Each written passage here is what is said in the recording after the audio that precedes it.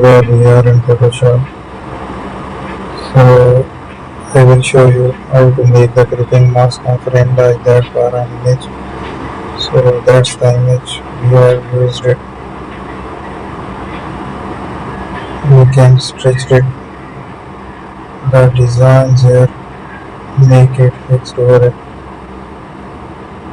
So we will remove the designs. I will use the scratch.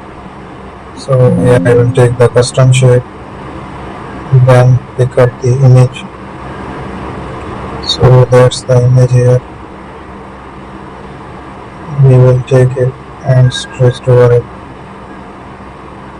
make it fixed.